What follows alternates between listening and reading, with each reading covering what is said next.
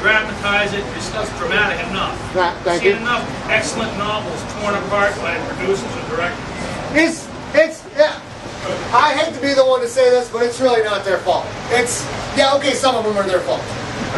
Some of them are just, you didn't even read the book, did you? You looked at the cover, you looked at the jacket, you flipped through to find the main character, and then you just went crazy. I don't know. Stephen King. 80% of the Stephen King films, as great as the books are, you're like, did you even read the book, dude? Seriously. It's, number one, it costs an enormous amount of money to make a movie. When we were working on Infected, and I was Mr. Big Shot flying down to Hollywood to have lunches with producers and screenwriters. Notice the movie didn't get made, so not that much of a big shot. They start throwing around the money, and Infected was a mid to low budget movie, so it's 20 to 30 million bucks. That's a lot of money.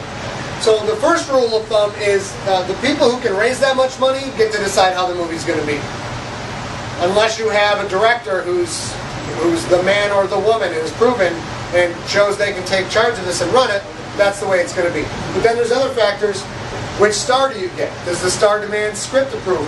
Do the people in the studio demand script approval? Once the script is written, it goes into the studio process, and then literally the producer's nephew wants to look at it because he wants to be a director, and they'll make changes to the script. If you look at a lot of movies that come out based on books, it's not Frank Darabont, one title all the time. It's 4 or 5 people's name, written by X and X, final script by X. It's like 4 people, and everybody who comes in, it's a giant territorial contest to see who can make their mark on the film. So I think a lot of times it's just the ruling by committee that messes things up so bad. What I try to do for Infected, and I'll continue to do, is until I can raise $20 million on my own, I'm just trying to be everybody's buddy. First of all, let me say, when I can raise $20 million on my own, you might as well paint a Hitler mustache on me, because I'm in charge of that operation.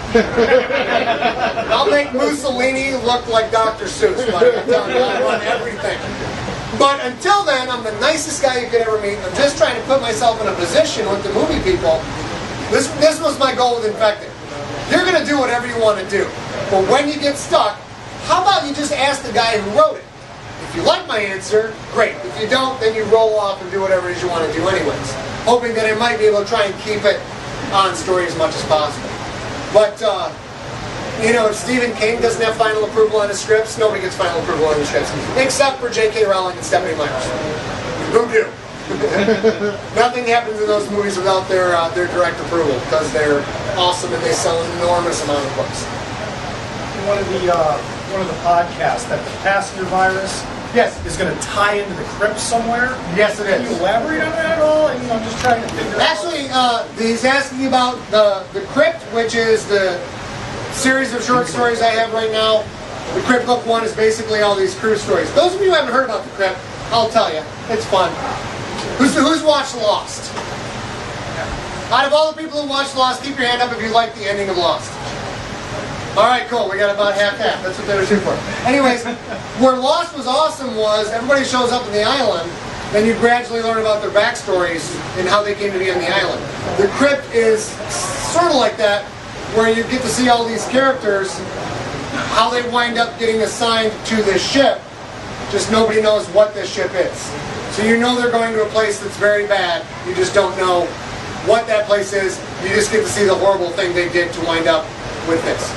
A couple of those cruise stories directly involve the passenger virus. There's 2 of them, I think, that are directly involved with it.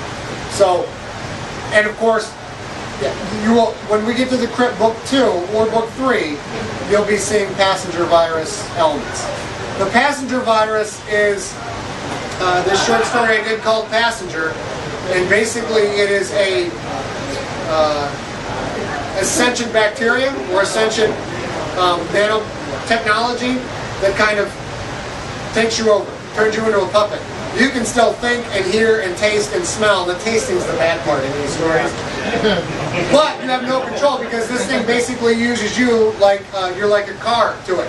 Once it takes over back here, it can just run everything it wants to, and you're just along for the ride. You're just a passenger in your own body. So yeah, you'll be seeing a lot more of the passenger virus. It should be a lot of fun.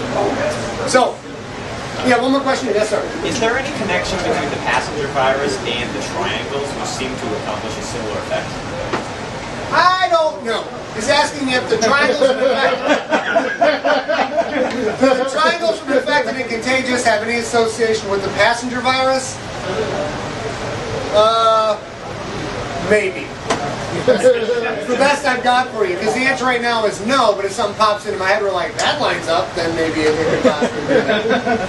So what, we're going to go ahead and commence the signing.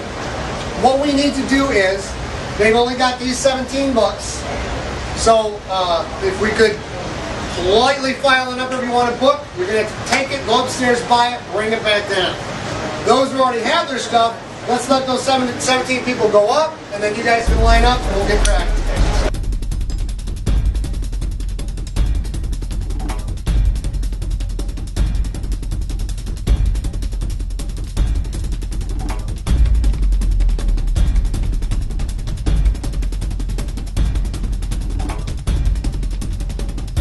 Hello, how are you?